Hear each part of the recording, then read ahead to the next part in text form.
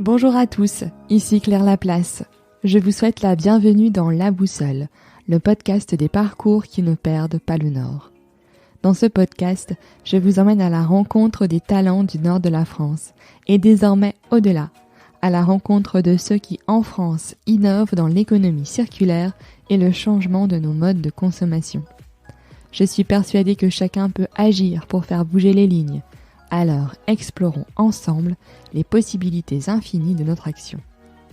Comme à chaque fois, si vous aimez ce travail, dites-le moi sur Apple Podcast, en attribuant à La Boussole une note 5 étoiles et en laissant un commentaire.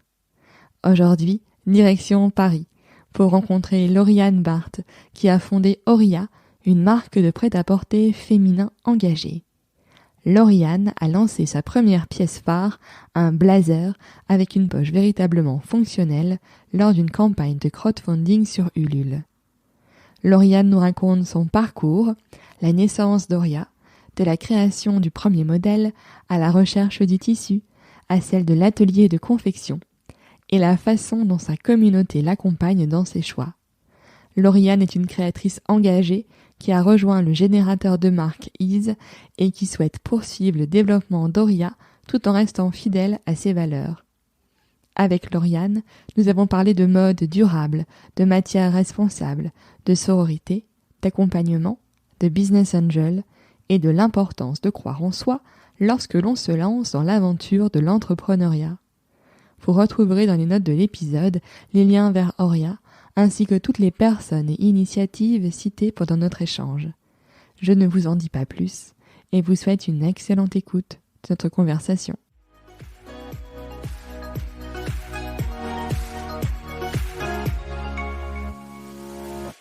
Bonjour Lauriane. Bonjour Claire. Je te remercie d'avoir accepté mon invitation dans La Boussole. Alors d'autant plus qu'on a eu un petit souci technique sur le premier épisode et que là donc on réenregistre, mais on va y arriver. Merci à toi pour ta disponibilité et il n'y a pas de souci. Je te remercie.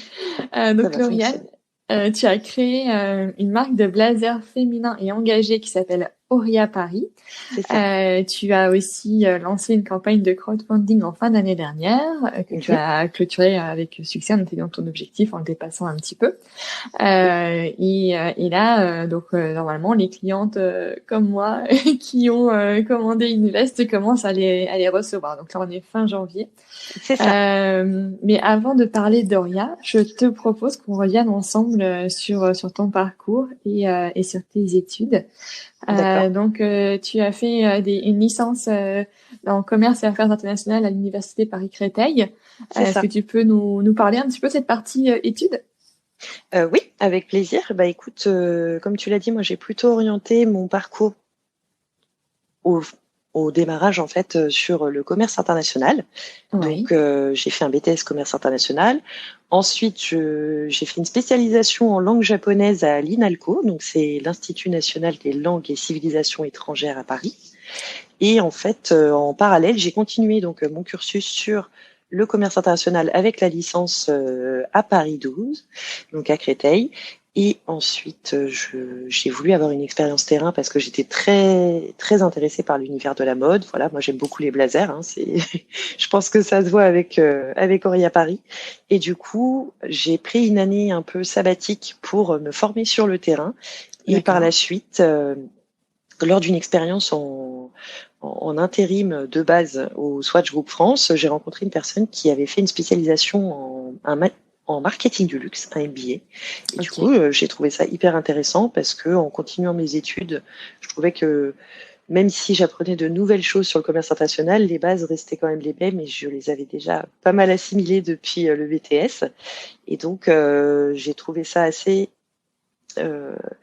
important et assez pertinent de pouvoir basculer sur une spécialisation vraiment un peu différente, mais qui complétait mon parcours avec le marketing du luxe. Et donc, j'ai fait en alternance au Swatch Group France, justement. Donc, je suis restée là-bas. D'accord, ok. Voilà. Et donc, du coup, chez Swatch, qu'est-ce que tu faisais pendant ton alternance?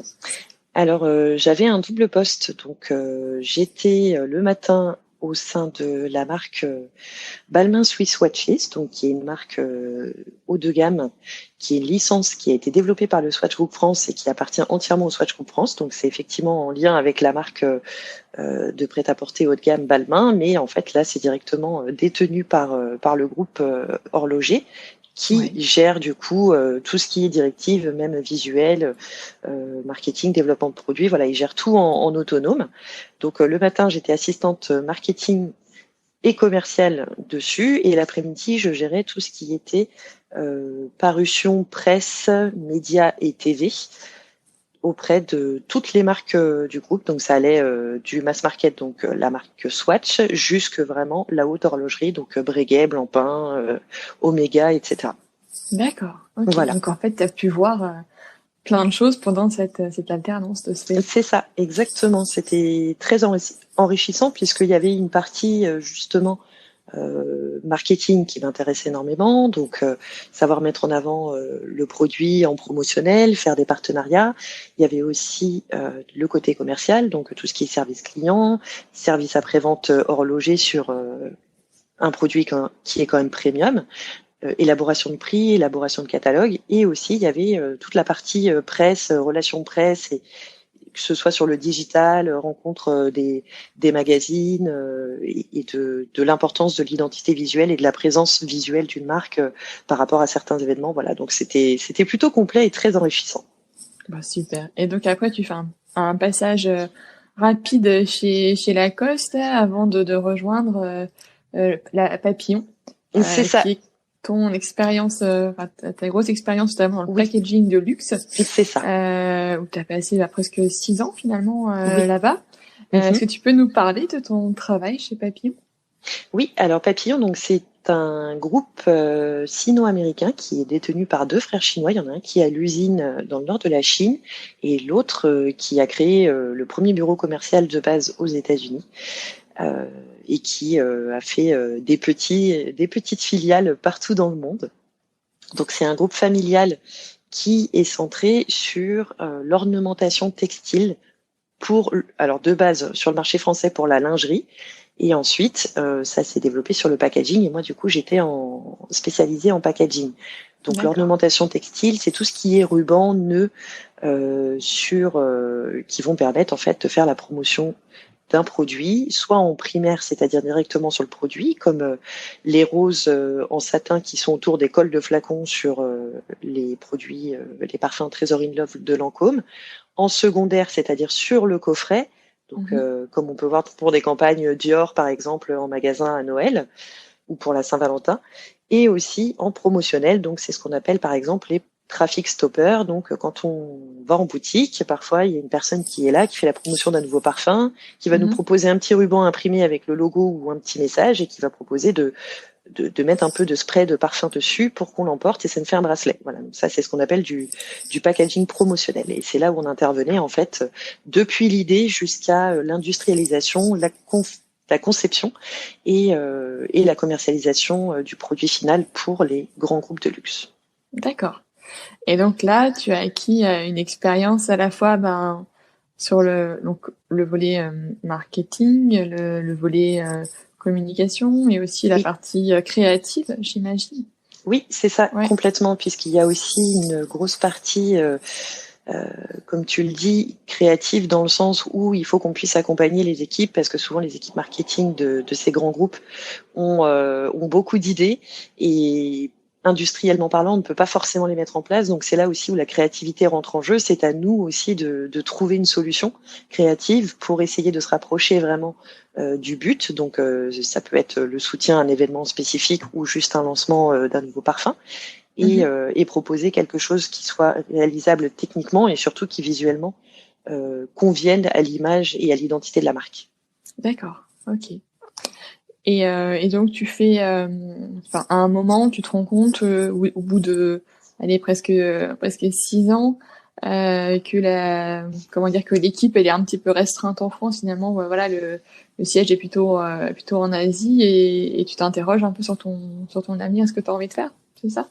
Alors c'est ça, il y avait plusieurs choses, c'est-à-dire que effectivement, moi j'étais sur la filiale française, donc en termes d'évolution c'était très compliqué. J'étais déjà arrivée au bout de ce que je pouvais faire, puisqu'après c'était juste prendre la place du directeur de filiale qui venait d'être nommé juste 2 ans avant et qui est très très bien à son poste. Donc voilà, il n'y avait pas de possibilité d'évolution en interne, et il y avait aussi l'envie de se lancer déjà depuis un petit moment en entrepreneuriat, mais je n'avais pas forcément trouvé l'idée qui me convenait et qui me motivait, qui me challengeait. Donc en fait, c'est un peu l'accumulation de tout ça, plus aussi mon côté, mon engagement pour l'éco-responsabilité et vouloir faire quelque chose de local. Voilà, là c'est vrai que j'ai beaucoup apprécié cette expérience et elle m'a énormément apporté. Mais le fait de devoir importer parfois des milliers de rubans par avion toutes les semaines pour je dirais parfois des opérations un peu éphémères, parce que quand c'est Noël, c'est assez éphémère du coup. Voilà, ça n'allait plus forcément avec ma vision avec mes engagements et ma vision de la consommation actuelle. En fait, je trouvais que c'était beaucoup de pollution et une mauvaise empreinte carbone pour quelque chose d'éphémère, et c'est vrai que ça me convenait plus trop. Tout à fait. Et comment te vient cette idée de blazer? Donc tu disais que toi, tu en avais beaucoup dans ta garde-robe, c'est ça. Je plaide coupable. Oui, c'est ça. En fait, moi, le blazer, c'est vraiment la pièce intemporelle que je porte depuis que je suis toute jeune et en âge de pouvoir me payer mes propres vêtements. Et voilà, je trouve que c'est une pièce qui est intemporelle, qui est superbe, qui se porte avec tout, en toute occasion, qui habille n'importe quelle tenue. Et donc, voilà, c'est toujours c'est vraiment le produit que j'ai énormément chez moi. Bon, je les garde très longtemps, j'en achète pas non plus souvent, mais je les garde beaucoup. Et du coup, en fait, en 2018, donc j'étais déjà sur une réflexion de vouloir me lancer. Et je suis tombée sur une étude d'un webzine anglais qui s'appelle The Pooling et qui présentait le manque de poches fonctionnelles pour les femmes. C'est-à-dire qu'ils ont fait une comparaison de plusieurs marques de jeans et seulement 10% des poches pour les femmes, de vêtements pour les femmes, pouvaient contenir une main de taille moyenne. Et en fait, ça m'a paru, c'est arrivé comme un déclic. Je me suis dit, oui, en fait, c'est quelque chose qui est hyper pertinent et qui touche toutes les femmes. C'est un problème sociétal et en fait, on vit avec. On a pris l'habitude de vivre avec, mais au final, c'est très contraignant. Ça nous, en faisant des petites recherches, je me rends compte que c'est un héritage du patriarcat qui considérait qu'on avait déjà trop de formes, que c'était déjà trop ostentatoire, parce qu'avant les poches étaient énormes, elles étaient au-dessus des robes au XVIIIe siècle, et donc c'est à partir de là que le patriarcat a décidé de supprimer les poches pour les femmes. Ça permettait aussi de restreindre la liberté des femmes de pouvoir sortir avec leurs essentiels sur elles, et donc de dépendre un peu plus de leur mari, malheureusement. Et en fait, c'est apparu comme un déclic. Je me suis dit, voilà, c'est ça qu'il faut que je fasse. Il faut que je lance une marque qui soit engagée non seulement pour l'environnement, c'est-à-dire qu'il soit local, fabriqué en toute transparence avec des produits soit revalorisés, soit naturels, mais surtout qui apporte quelque chose en plus pour les femmes. Et donc, c'est une poche intérieure qui est fonctionnelle et qui est positionnée stratégiquement sous la poitrine pour pouvoir emporter tous nos essentiels et récupérer un peu de notre force et de notre liberté, un peu beaucoup, j'espère en tout cas. Et que ça soit aussi esthétique, parce qu'en fait des fois il y a des poches, mais quand on les remplit, c'est ça. Voilà, le vêtement ou ta veste, voilà, exactement, pas grand chose quoi. C'est ça, exactement. C'est aussi un petit peu l'industrie textile actuelle se cache un petit peu derrière en disant oui, mais les femmes, quand elles portent des vêtements, elles ne veulent pas que leur silhouette soit déformée, etc. Et en fait, quand on interroge les femmes autour de nous, ils me disent mais moi j'aimerais pouvoir mettre mon téléphone dans ma poche sans me le faire voler. Déjà, question de sécurité, question de praticité aussi. Parfois, j'ai envie d'aller déjeuner avec mes collègues et juste prendre ma carte bancaire et peut-être mes clés. Et voilà. Et effectivement, il y avait cette recherche aussi, c'est ce qui a été le plus long, savoir positionner la poche au bon endroit et faire des tests aussi avec différents téléphones notamment. Alors, le téléphone, c'est un peu lourd et c'est vrai que même la jante masculine va pas forcément mettre son téléphone dans sa poche intérieure, en tout cas pour une veste. Mais souvent, ils vont emporter leur papier d'identité, leur portefeuille, porte-monnaie, des clés, etc. Et là, même en mettant un téléphone donc qui est assez lourd, au final, ça ne se voit quasiment pas en extérieur de la veste. Là, j'ai eu déjà effectivement quelques livraisons. La tienne devrait arriver incessamment sous peu. Et j'ai eu des retours en me disant mais c'est génial parce que au final j'ai eu beau mettre mon téléphone à l'extérieur, ça ne se voyait même pas. Voilà, c'est plus nous on n'a pas l'habitude d'avoir des choses dans nos vestes et donc ça peut faire un peu étrange au démarrage. C'est comme tout, hein, c'est comme quand on est jeune et qu'on démarre, on porte un soutien-gorge au départ, c'est un peu dérangeant, mais c'est une habitude à prendre. Et je pense que voilà, j'espère que ça a été bien pensé. En tout cas, j'en suis certaine et je suis certaine aussi que ça va aider beaucoup de femmes actuellement. Et du coup, t'as été accompagnée par une styliste, parce que c'est pas ton métier d'origine. Oui. En fait, du coup, comme je connais bien le blazer, puisque je suis une grande fan, du coup, je regarde toujours, j'ai beaucoup d'inspiration. Je vais sur Pinterest, je regarde des inspirations de modèles. Je regarde aussi beaucoup les tendances. Et en fait, j'ai une amie qui est styliste modéliste de formation, une amie proche, qui a accepté de m'accompagner, qui m'accompagne encore pour me donner des conseils, parce qu'elle, justement, elle a toute cette technicité derrière aussi de façonnage, parce que souvent, on a des idées dans la tête comme en fait, elle a pris un petit peu la position que moi j'avais quand j'étais chez Papillon, c'est-à-dire que la personne vient avec ses idées, elle va dire oui mais ça va être plus compliqué, il faut voir si l'atelier de fabrication peut le faire, etc. Donc elle va être de bons conseils et surtout elle m'aide sur tout ce qui est fiche technique et vérification quand je reçois les prototypes en fait, voilà toutes les vérifications, etc. Et donc c'est important de savoir s'entourer de personnes qui ont justement chacune leurs compétences et leurs spécificités, même si au démarrage on voudrait pouvoir tout faire, on ne peut pas tout faire. Et en l'occurrence, elle m'aide énormément là-dessus. Oh, c'est super. Ouais. Et après, toi, donc, tu avais aussi une envie d'utiliser, une ambition aussi, plutôt une ambition d'utiliser des matériaux qui soient écologiques. Oui. Comment as-tu fait tes recherches? Combien de temps ça t'a pris? Enfin, parce que j'imagine que c'est pas forcément évident de trouver la bonne fibre, le bon fil qui va correspondre à ce que tu veux, toi, en termes d'empreinte environnementale. Complètement. Alors en fait, au démarrage, donc j'étais énormément orientée sur la fonctionnalité de la poche et je me suis dit autant faire une marque qui soit également éco-responsable. C'était important, ça va de plus en plus avec mes valeurs et je pense avec les valeurs actuelles de la société, surtout après l'année qu'on a passée. Je pense que il y a beaucoup de remises en question et une vraie appétence pour ce marché-là. Et du coup, la recherche, ça s'est fait énormément en ligne. Je suis actuellement sur une nouvelle phase de recherche. C'est beaucoup visiter des salons aussi. Donc, quand on pouvait à l'époque visiter des salons, maintenant les salons sont digitalisés, notamment le salon Première Vision. Et c'est là où j'ai pu découvrir beaucoup de choses. Il y a des innovations techniques. Maintenant, ils font ce qu'on appelle du cuir à partir d'ananas, de pommes. Voilà, c'est plein de belles rencontres et de découvertes d'innovations. Et donc, moi, c'est en me rendant sur ces différents salons-là que j'ai trouvé différents interlocuteurs qui ont été ravis de me rencontrer et de découvrir le projet. Et j'ai mis, par contre, c'est vrai, beaucoup de temps. Je pense que pour cette première collection, la sélection du tissu, donc qui est revalorisé à partir de déchets de bouteilles plastiques qui sont collectés dans le nord de l'Italie, qui sont transformés en fils mécaniquement, donc sans pollution, dans le nord de l'Italie aussi. Et après, ce fil-là est acheté par un fabricant textile français qui le tisse et qui le teint à la bonne couleur. Et donc, ça fait un tissu qui est hyper technique, mais qui est très fluide, qui reste structuré, qui a des propriétés techniques incroyables, qui est certifié, bien sûr, Ecotex. Ça, c'est hyper important. Donc, c'est-à-dire sans substances nocives pour la peau ou en général.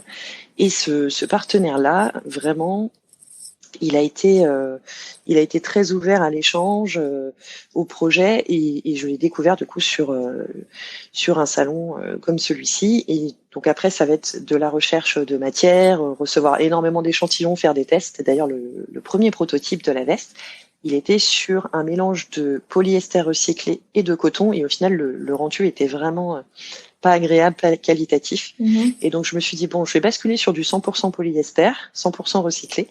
Et là, même l'atelier de confection au Portugal m'a dit, waouh, ça n'a rien à voir, le tissu est génial. Et vraiment, il faut partir là-dessus, quoi. Et donc, c'est comme ça qu'on est parti sur du 100% recyclé. Ok. Et sur les couleurs, donc il y a une veste noire et une autre qui est un rouge orangé, enfin mandarine red. Comment tu as fait ton choix? Bon, le noir, ok, c'est le basique. C'est ça, c'est le basique intemporel. Voilà. Et pour l'autre couleur, c'était comment tu l'as trouvé? Alors pour l'autre couleur, ça va aussi avec le suivi des tendances. En fait, tous les ans, il y a des cahiers, des carnets de tendances qui sortent avec les coloris, les codes Pantone, donc une sélection de coloris selon les saisonnalités, donc printemps, été, automne, hiver. Et en fait, pour l'année 2020, je suis tombée sur ce coloris-là, le mandarine red, et en discutant du coup avec Sarah, la styliste modéliste, elle m'a dit, mais ça, c'est une couleur qui est peps, ce serait bien que tu ne fasses pas qu'un seul modèle avec une seule couleur, faudrait que tu en rajoutes une autre. Et donc, bon, moi, j'ai dit, oui, j'adore cette couleur, et c'est vrai elle est géniale, elle met beaucoup d'énergie, et ça va énormément trancher avec le noir. Mais même si ça me plaît à moi, il faut, je pense, demander aussi l'avis de personnes extérieures. Et donc, quand j'ai lancé en août 2020 le compte Instagram, j'ai commencé à développer une communauté autour du projet et j'ai tout simplement fait un questionnaire en ligne, un sondage, pour demander. J'avais aussi une petite attirance et appétence pour un autre coloris qui était dans les codes Pantone de l'année 2020, qui s'appelle le Sandstone. Et donc, c'était un peu couleur sable, mais un peu plus rosé, voilà. Et du coup, j'ai proposé les deux à la communauté sur Instagram, la communauté Auria Paris. Et c'est vraiment le mandarine red qui a remporté haut la main. Du coup, bon, c'était surprenant, mais pas tout à fait. Mais je me suis dit super, tout le monde est sur sur la même envie et sur la même longueur d'onde. Et en fait, c'est comme ça que le second coloris a été choisi. Et vraiment, à chaque fois que là, j'ai eu quelques livraisons et à chaque fois on me dit mais la couleur elle est incroyable. Enfin, c'est génial. Déjà que le tissu est super. Cette couleur-là aussi, c'est vrai que ça change du basique noir, même si avoir un basique noir chez soi, c'est bien aussi. Et d'ailleurs, il en reste quelques modèles, je crois. Oui. T'as un petit peu de stock sur ce coloris-là, il me semble. C'est ça. Sur le noir, j'ai une dizaine de pièces qu'il me reste. Et sur le mandarine red, il m'en reste que 4. Parce que du coup, j'ai commandé un petit stock supplémentaire après la campagne Ulule pour justement les retardataires. Ou pas que les retardataires, mais une fois que les gens vont réceptionner les vestes, ils vont commencer à en parler un petit peu, partager sur les réseaux. Donc, c'est vrai que tout le monde ne passe pas forcément par les campagnes de financement participatif. Donc, le temps qu'une marque se développe, parfois, il faut attendre un petit peu. Donc, j'avais prévu ce petit stock-là. Mais du coup, j'ai commandé en fonction de ce qui m'a été aussi commandé. Donc, on m'a forcément commandé beaucoup plus de noir que de mandarine red. Du coup, j'ai un plus petit stock sur le mandarine red. Il m'en reste juste 4, mais n'hésitez pas. C'est vraiment une couleur pète. Et comment toi, tu as vécu la campagne de crowdfunding?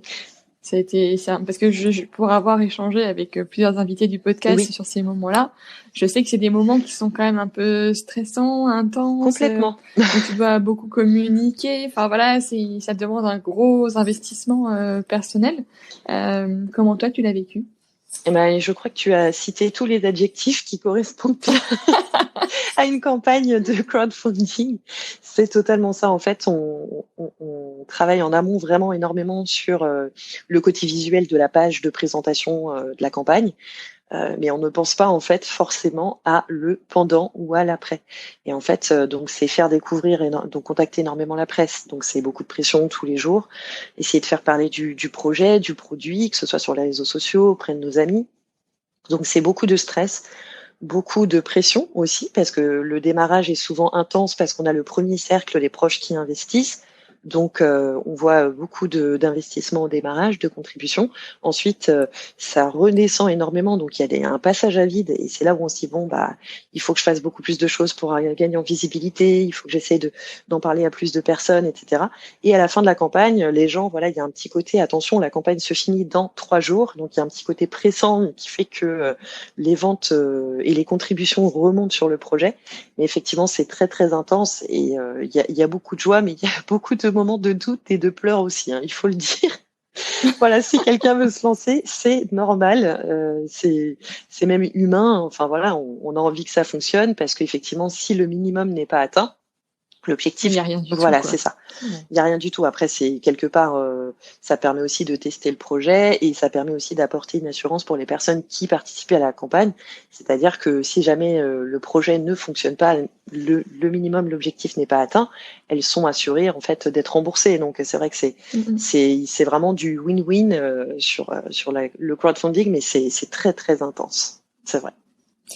Et du coup, est-ce que c'est une expérience que tu penses renouveler sur les de prochaines pièces Oria, ou plutôt passer par une logique de précommande? Enfin, je sais pas comment t'envisages, parce que j'ai vu en fait sur Instagram que tu commençais à créer, et puis tu viens d'en parler aussi, de nouvelles pièces, à réfléchir à de nouveaux modèles.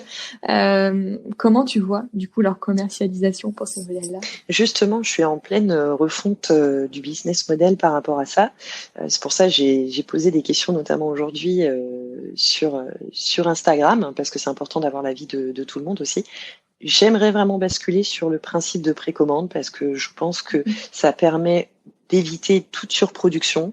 Vraiment, c'est important. Ça va avec les valeurs de la marque qui sont féminines, modernes et engagées pour les femmes et l'émancipation des femmes, mais aussi pour l'environnement et pour une mode plus durable et plus consciente. Donc voilà, c'est vraiment sur ce process-là que je souhaiterais partir. Après, je sais qu'en France, on n'a pas forcément trop l'habitude de passer par un principe de précommande. Il y a quelques marques qui le font déjà et ça fonctionne plutôt bien. Donc c'est juste éduquer, je pense, le consommateur.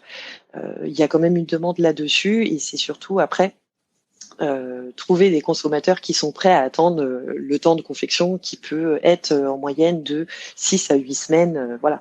Parce que beaucoup de personnes veulent se faire, on pense souvent à la mode et aux vêtements comme un achat plaisir et donc un achat un petit peu sur le moment. Et donc, je sais qu'il y a des personnes là qui se renseignent pour acheter une veste sur le stock restant parce qu'elles m'ont dit clairement, en fait, moi, attendre, ça m'intéressait pas. Mais pour les prochaines, pourquoi pas? Mais là, du coup, elles sont contentes parce qu'elles se disent, bon, là, si je passe commande, je sais que je vais l'avoir dans 2 jours, sous 48 heures, donc c'est plus intéressant. Voilà, mais je pense qu'après, c'est une dynamique à prendre aussi et beaucoup de marques se lancent dessus, donc j'aimerais moi partir là-dessus, mais je préfère demander aussi à la communauté Oria Paris déjà en place ce qu'elle en pense. Super. Et j'ai vu aussi que tu avais rejoint, parce que je la suis en fait sur YouTube, Is No Good, avec son générateur de marque. Voilà. Et donc je crois que tu en avais parlé aussi sur Instagram, et c'est vrai que c'est quand même aussi ça montre le fait que ta démarche est reconnue aussi par son générateur de marque. Ah oui, complètement.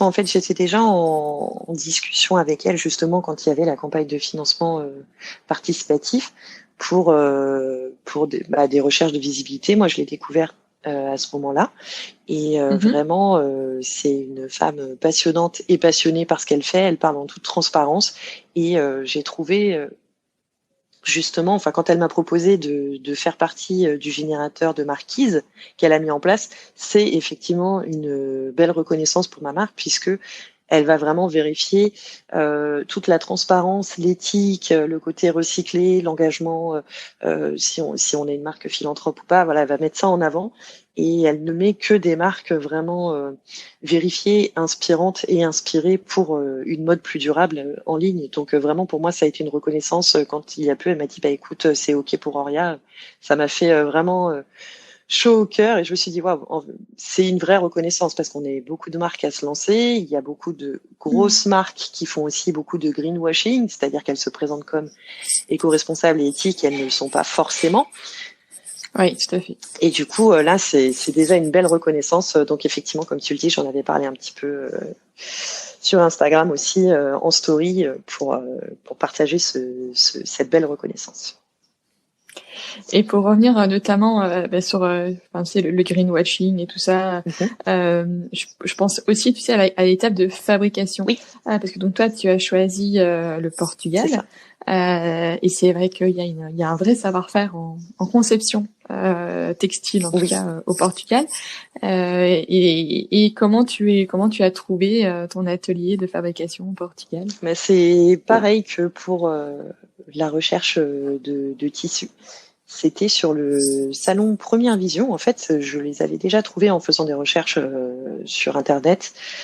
Voilà, je sais que, comme tu l'as dit, le Portugal a un véritable savoir-faire historique, surtout sur la conception de vestes, tout ce qui est tailoring, ce qu'on appelle le tailoring. Et du coup, j'étais entrée en contact avec eux, mais je pense que mon mail est arrivé dans les spams en premier lieu parce que j'ai pas eu de réponse. Et du coup, quand je les ai vus ils avaient un stand, ils exposaient à Première Vision. Je suis allée les voir directement. Et tout de suite, ils ont pris en projet hyper accessible, hyper souriant. Et ils m'ont dit, la semaine prochaine, il y a un salon justement à Porto, dans l'aéroport de Porto, avec beaucoup de fournisseurs et de fabricants de textiles, etc. Ça peut être intéressant pour vous d'y aller. Et puis, si vous y allez en même temps, nous, on est à 20 minutes de Porto. Je passe vous chercher, vous venez visiter l'atelier de confection directement. Donc voilà, hyper transparent, hyper ouvert. J'y suis allée. J'ai visité ce jour-là 2 ateliers différents et vraiment celui-ci, c'est celui qui m'a convaincue. Déjà, ils travaillent avec des belles maisons françaises. Ils sont hyper ouverts, hyper accueillants, disponibles pour une nouvelle marque qui se lance, qui n'avait rien à part son numéro de société et son numéro de TVA intracommunautaire. Et voilà, donc j'ai pu tout visiter. Vraiment, ils ont des superbes locaux. Les employés sont très très bien traités. Je veux dire, le vendredi après-midi, ils ne travaillent pas. Ils pensent vraiment, ils mettent l'humain en avant. Ils ont été aussi reconnus par le gouvernement. C'est les premiers à avoir fabriqué cette année du coup les masques en tissu pour le Portugal. D'ailleurs, leur masque en tissu est mis en avant dans un musée. Enfin voilà, vraiment c'est un atelier. C'est vraiment ce que je recherchais, de la transparence, de l'éthique, de la mise en valeur de l'humain et surtout une très très belle confection, un très beau façonnage. Et je pense que ça se voit sur le produit. Je veux dire, j'ai reçu des prototypes qui étaient juste magnifiques. Et Sarah, donc qui m'accompagne en stylisme modélisme, elle m'a dit mais vraiment là, oui, tu peux y aller les yeux fermés. Ce qu'ils ont fait, c'est très très bien et c'est très beau quoi. Ouais, super. Et de quelle façon la crise du Covid a impacté en fait ta production? On pourra parler du Brexit aussi si tu veux, mais oui. On va commencer par le Covid. Alors le Covid déjà, c'est se lancer en période de Covid, même en financement participatif, c'est un vrai challenge parce que forcément les gens ont vu leur rémunération. Il y a une perte de stabilité pour beaucoup de monde. Il y a une perte de rémunération, une diminution du coût. Donc c'est vrai que c'était plus compliqué parce que il faut se faire connaître. Donc les gens généralement pour les vestes ils veulent pouvoir les essayer, etc. C'est vrai qu'on a toujours tendance à vouloir voir la matière, c'est normal. Moi-même je le préfère aussi. Donc c'était essayer de gagner la confiance et c'était assez difficile. Essayer d'atteindre le plus possible rapidement l'objectif initial pour pouvoir concrétiser le projet. Et donc j'ai engagé vraiment tous les moyens que j'avais en ma possession et toute ma famille et mes amis pour partager ça autour de moi. Donc il y a eu quand même une belle sororité. Je pense que ça a quand même aussi mis en avant beaucoup des marques comme les miennes, c'est-à-dire le public s'est très orienté sur tout ce qui était local. On s'est rendu compte que acheter finalement à côté de chez soi ou fabriquer localement, c'était pas si mal que ça.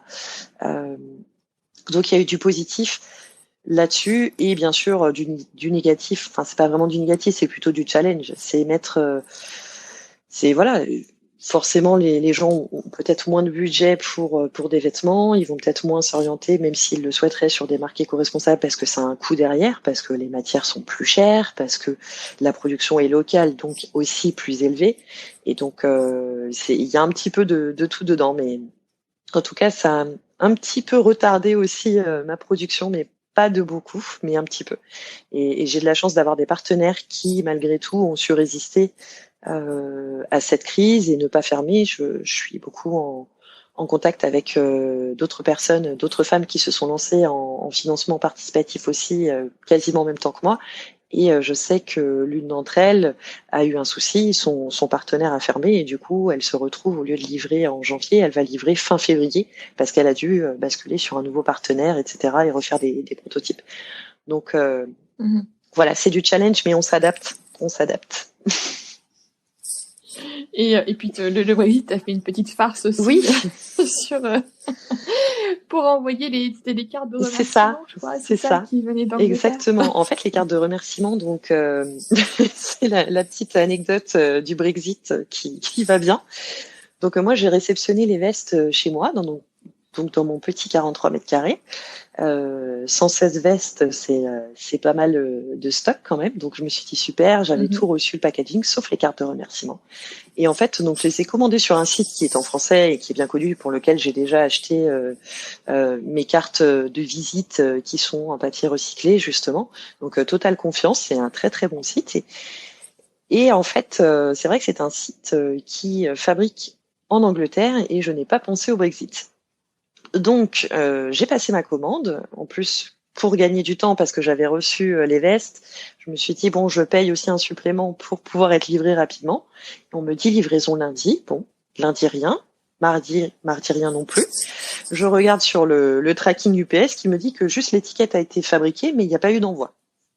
Donc, je les ai contactés et là, ils m'ont dit, bon, bah, en fait, nous, on l'a bien envoyé vendredi dernier. Apparemment, le colis est perdu. Là, ça fait plus de 5 jours, donc le colis est perdu. Donc là, je me suis dit, super, qu'est-ce que je fais? Elle me dit, bon, bah ça, c'est les aléas du Brexit, c'est-à-dire que UPS dit qu'ils n'ont jamais pris en charge et au final, ils l'ont fait quand même. Et alors, pour la petite anecdote, donc finalement, j'ai fait faire fabriquer les cartes de remerciement en un jour sur un imprimeur qui est à Paris. Et donc, j'ai pu tout gérer, mais depuis, le colis a été retrouvé. Ouais, sauf que en gros, les cartes de remerciement hors frais d'envoi, j'en ai pour 24 € et là, UPS me demande 26 € de frais de douane pour pouvoir les faire rentrer en France. Voilà, sachant que le site m'a remboursé et a annulé la commande puisque le colis était censé être perdu et là, on me demande plus cher de frais de douane pour pouvoir que de valeur de marchandises. Donc voilà. Les effets du Brexit sur les petites sociétés et sur même les grandes, je pense. Mais bon, il fallait s'y attendre. Mais c'est vrai que quand j'ai passé la commande, j'ai pas pensé à ça du tout parce que comme c'était un site en français, j'ai pas pensé au fait que c'était fabriqué en Angleterre. Ouais, bah après, je pense qu'on aura quand même tous des surprises pendant les prochains mois sur tout ce qui est lié au Brexit. Exactement. Voilà. Ça va être beaucoup de surprises et comme pour tout, je pense. Beaucoup d'adaptations et apprendre de nos différentes expériences. C'est sûr, c'est sûr. Et est-ce que tu peux nous parler aussi de l'origine du nom de Horia? Comment ce nom a été choisi? Oui, alors Horia, en fait, je cherchais un nom qui rappelait vraiment l'essence des femmes, la féminité, le fait que chaque femme a vraiment quelque chose qui fait sa personnalité et son charme. Et en fait, je pensais à l'aura des femmes. Et je me suis dit, Aura Paris, bon, j'aimais bien, mais il y a quelque chose dans la sonorité, en fait, qui me dérangeait. Je trouvais que c'était difficile à dire. Et du coup, j'en discutais à ce moment-là avec mon frère. Il était en France, parce qu'il habite en Angleterre, et on discutait de noms. Et je disais, j'arrive pas à trouver de nom. Et j'avais noté Horia dans un petit coin sur mon carnet, mais je l'avais barré. Parce que je m'étais dit, ça rappelle Laura et c'est aussi une partie de mon prénom, Lauriane. Voilà, ça fait un petit rappel des deux. Mais bon, je l'avais barré et puis je m'étais dit non, c'est peut-être pas assez explicite. Voilà, ça fait peut-être pas assez féminin, etc. Et en fait, en discutant avec lui différentes idées, il me dit mais pourquoi tu prendrais pas Horia? Tu me parles de Laura des femmes et avec le i en plus, ça rappelle un peu ton prénom et c'est plus doux à dire vraiment. Et en fait, là, j'ai tourné la page et j'ai revu ce que j'avais noté quelques semaines avant et je me suis dit bon bah voilà, ça doit être un signe, c'est ça. Et en fait, je suis partie sur Horia Paris comme ça, tout simplement. Ok, super. Non, mais c'est toujours intéressant de savoir comment un nom est créé parce que voilà, il y a pas. Oui. Il y a pas qu'une seule façon d'imaginer un nom pour une marque. Ça. Et puis c'est aussi un moment très important dans une marque en fait. Donc on dirait pas, mais enfin moi ça m'a pris vraiment plusieurs semaines à trouver le nom, alors que ça a l'air assez simple, mais parce que comme tu le dis, ça fait toute une identité et c'est intéressant de voir comment on est arrivé à ce choix-là. Ouais, c'est sûr, c'est sûr. Et est-ce que tu sais un peu ce que tu as envie de créer comme nouvelle pièce? Tu as des idées sur est-ce que tu veux encore faire d'autres modèles de blazer dans d'autres couleurs peut-être ou est-ce que tu veux proposer je sais pas, chemise, pantalon, j'en sais rien. Alors pour le moment, c'est une question très pertinente parce que pour le moment, j'aimerais relancer du coup une nouvelle ligne de vestes blazer peut-être plutôt Oui. en matière naturelle. Donc, je pensais beaucoup au lin et au chanvre parce qu'en plus, on en fabrique énormément en France. Après, ce sont des matières qui sont assez Mhm. chères, qui ont des superbes propriétés thermorégulantes, etc. Mais du coup, qui peuvent aussi éventuellement se froisser plus rapidement. Donc, je suis en train d'étudier la question. Mais à moyen terme, j'aimerais beaucoup lancer aussi de nouvelles pièces. Donc, un manteau avec toujours poche intérieure, bien sûr et peut-être à plus long terme, effectivement, développer la gamme sur des chemises et des pantalons, donc qui iront soit avec les vestes, soit des jeans, mais toujours avec cette notion d'éco-responsabilité, de durabilité et surtout des poches fonctionnelles et qui soient positionnées stratégiquement pour notre morphologie. Voilà. Mais j'aimerais bien faire ça ouais, d'ici quelques années assez proches. Et puis moi, c'est vrai que c'est Estelle B hein, qui est Oui. avocate, qui m'avait parlé de toi et donc qui t'accompagne. Est-ce que tu fais partie d'un réseau ou d'un incubateur où tu rencontres en fait d'autres créatrices d'entreprises et où vous épaulez un peu les unes les autres? Alors, je fais pas partie d'un incubateur pour le moment. J'aimerais beaucoup parce que je pense que c'est très important d'être accompagné, surtout quand on est seul. Hein, on a mille choses à faire, on pense forcément pas à tout. Après, je fais partie aussi d'une communauté justement qui s'est un petit peu développée de femmes entrepreneurs qui se sont lancées en crowdfunding à peu près en même temps que moi, qui s'appelle les Feminist Bosses. Donc voilà, le nom est un petit peu drôle, mais je le trouve génial en même temps. Et on se donne beaucoup, on se soutient, on se donne des petits tips. Aucune question n'est mauvaise en fait. Parfois, on a une idée ou une question peut-être sur de la comptabilité ou quoi, et on partage nos infos entre nous parce qu'on n'est pas forcément au courant de tout. Et aussi, je fais du coaching, donc avec effectivement Estelle B, qui est avocate en droit des affaires et qui accompagne énormément de femmes entrepreneurs pour leurs projets, et avec Anaïs Feltro aussi, qui est coaching en projet professionnel et qui a développé la première école de mannequinat français, en fait, à Paris. Et c'est, je pense, très important de pouvoir se faire coacher, de continuer à se former parce qu'il y a tout un mindset derrière. Parfois, on a souvent des doutes hein, quand on est entrepreneur. Et c'est génial d'avoir un réseau comme ça qui se développe de femmes entrepreneurs parce que déjà, entreprendre, c'est compliqué. Et quand on est femme, ça l'est encore plus. Donc, c'est vraiment top. Il y a beaucoup de sororité et je suis ravie, notamment qu'Estelle t'ait parlé du projet et que tu aies participé à la campagne. Oui, parce que c'est vrai que tu vois, je discutais encore la semaine dernière avec Estelle de l'entrepreneuriat au féminin, et c'est vrai qu'elle me disait, souvent les femmes demandent moins de financement. Oui. Enfin, c'est vrai on est peut-être pas moins habitués à aller chercher de l'argent, oser demander, Complètement. parce que des fois on se retrouve face à des comités où c'est plutôt beaucoup d'hommes et on se sent pas forcément à l'aise. Et du coup, c'est hyper important d'être accompagné et pour du coup oser se dépasser nos propres un peu notre propre autocensure quoi, de se dire bon allez je me censure pas, je vais chercher des financements, mon projet il est bien et je vais trouver qui m'accompagner. Et toi du coup est-ce que tu es allé chercher un financement ou grâce au crowdfunding ça t'a permis de pas avoir ce besoin-là? Alors pour le moment c'est mon apport personnel et celui de proches. Voilà Ouais. pour la première collection. Et là justement, je suis en train de remettre en place un petit peu, c'est ce que je disais tout à l'heure, tout le business model et justement sur conseil d'Estelle, parce que bon, un lancement, on sait très bien qu'on ne va pas gagner d'argent, surtout en campagne de financement participatif, parce qu'il y a plein de choses qui sont à prendre en compte.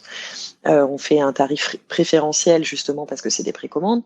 On a aussi la commission de la plateforme qui va rentrer en jeu. Voilà, il y a plein de choses comme ça. Donc là, j'ai pas forcément fait de bénéfices, mais c'était envisageable. Voilà, c'est des sacrifices à faire aussi pour se lancer. Et du coup, là, j'aimerais partir sur justement une demande de financement auprès éventuellement de business angels. Et c'est là où Estelle m'accompagne notamment parce que c'est comme tu le disais, les femmes ont souvent peur de demander ou elles ne demandent pas assez. Et c'est dommage parce qu'il y a plein d'hommes. Enfin, je sais qu'Anaïs et Estelle qui font la formation, elles sont en binôme. Les deux m'ont dit séparément, mais en fait, on a déjà vu des financements qui étaient accordés juste sur une idée, mais sachant que le projet n'était pas forcément révolutionnaire ou on savait que ça n'allait pas forcément aboutir. Mais il y a eu des accompagnements de financement et d'investissement de personnes extérieures parce que la personne croit en son projet et parce qu'elle le demande en fait. Et c'est vrai que si on va pas demander, forcément, on aura rien derrière. Donc, il faut savoir mettre un peu ses peurs de côté, apprendre à présenter son projet et aller chercher de l'aide pour pouvoir se développer. Oui, non, mais c'est hyper important. Et pour se développer aussi, je pense que ce qui est aujourd'hui un peu le nerf de la guerre, outre l'argent, c'est aussi les réseaux sociaux et les communautés que ça permet de créer. Toi, du coup, j'imagine que tu as dû investir pas mal de temps dans le développement de ta communauté. Comment tu as réussi à faire ça? Mais c'est, comme tu le disais, beaucoup de temps. Je l'ai fait en amont du lancement parce que déjà, il fallait faire connaître un petit peu la marque et puis ça prend beaucoup de temps. Donc maintenant, j'essaie de m'organiser, c'est-à-dire prévoir les posts Instagram sur différents logiciels comme Hootsuite, tout préparer en amont, c'est une organisation. C'est de la transparence, c'est faire jouer son premier cercle, leur demander de partager aussi à leur communauté, c'est aller constamment faire de la veille un peu concurrentielle et même ce qui se fait, s'adapter aussi. On a maintenant le format vidéo qui est très présent sur Instagram, donc hyper important de poster des vidéos aussi. C'est se montrer aussi. Le personal branding, c'est se montrer et être transparente. Voilà. Je sais que pour la petite anecdote du Brexit, j'en ai parlé en ligne parce que beaucoup de personnes m'ont envoyé des messages en plus en me disant bon, j'attends la veille, j'ai vu que vous l'aviez reçu, mais du coup j'ai dit oui, le problème c'est que donc je me suis dit allez, il faut que je me lance, il faut être transparent et en fait petit à petit on va prendre contact avec des personnes qui pourraient être intéressées et on développe sur les différentes plateformes de réseaux sociaux et c'est comme ça que la marque se fait connaître.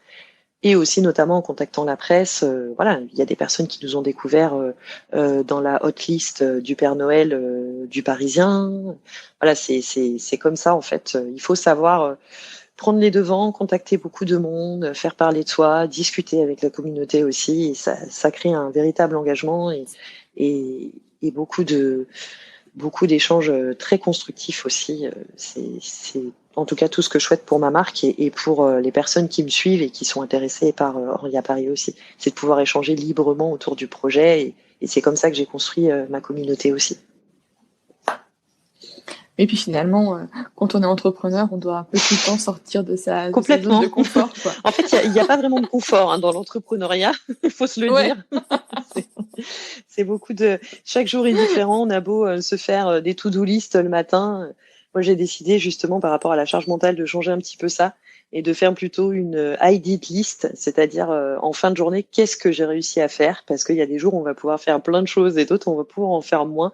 Mais c'est vraiment sortir de sa zone de confort et ça, c'est tous les jours en fait, tous les jours. Oui, tout à fait. Bon super. Tu vois, Lauriane, je vois que le petit chrono de notre enregistrement tourne et donc on approche gentiment mais sûrement de la fin du podcast.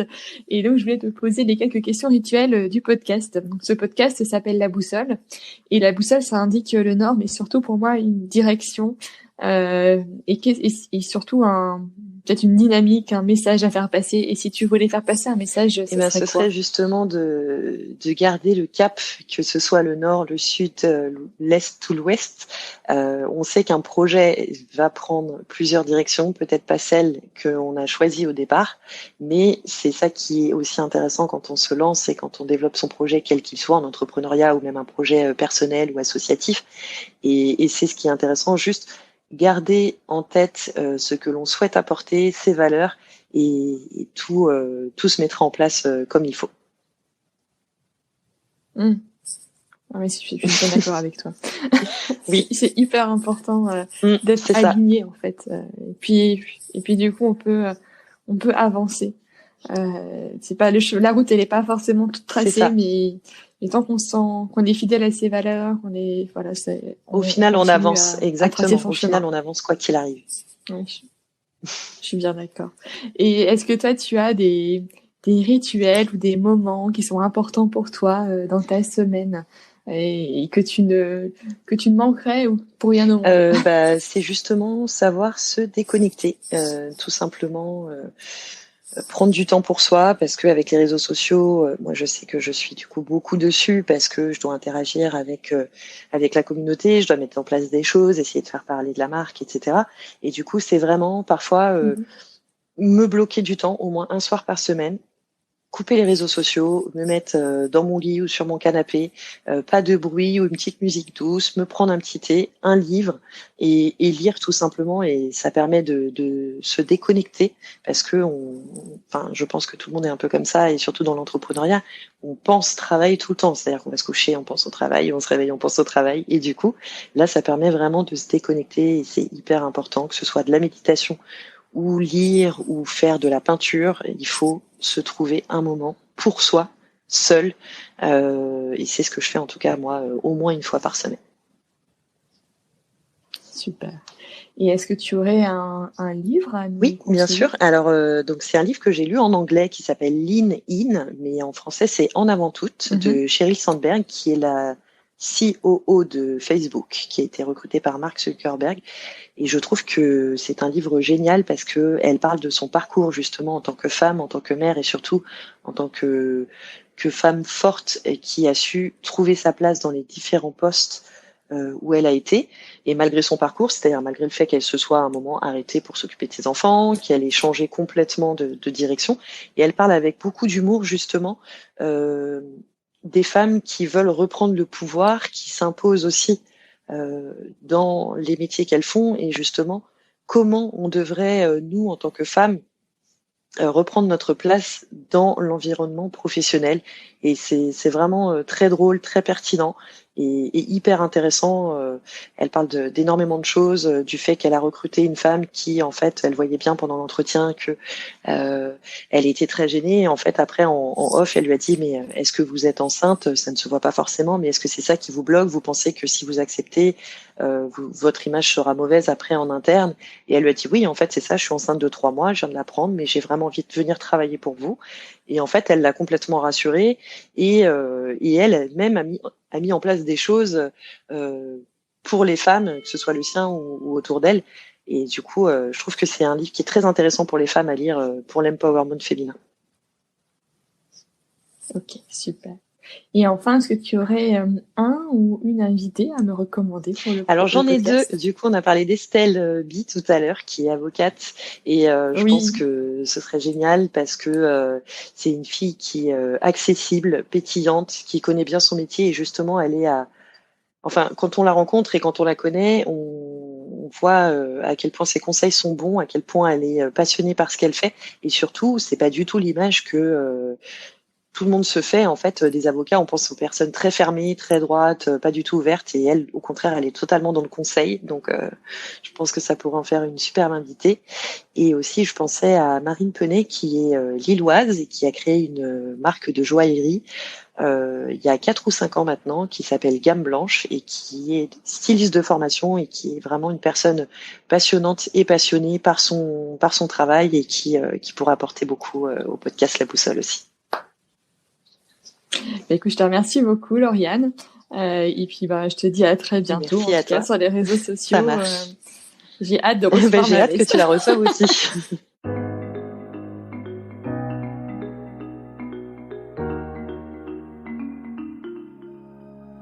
J'espère que cet épisode vous a plu. Vous retrouverez dans les notes de l'épisode les ouvrages et les initiatives évoquées pendant notre conversation. Si vous souhaitez me contacter ou échanger sur le podcast, n'hésitez pas à m'envoyer un mail à laboussolepodcast, tout en minuscules, tout attaché, @gmail.com. Je vous remercie et vous donne rendez-vous dans 15 jours pour un nouvel épisode de La Boussole.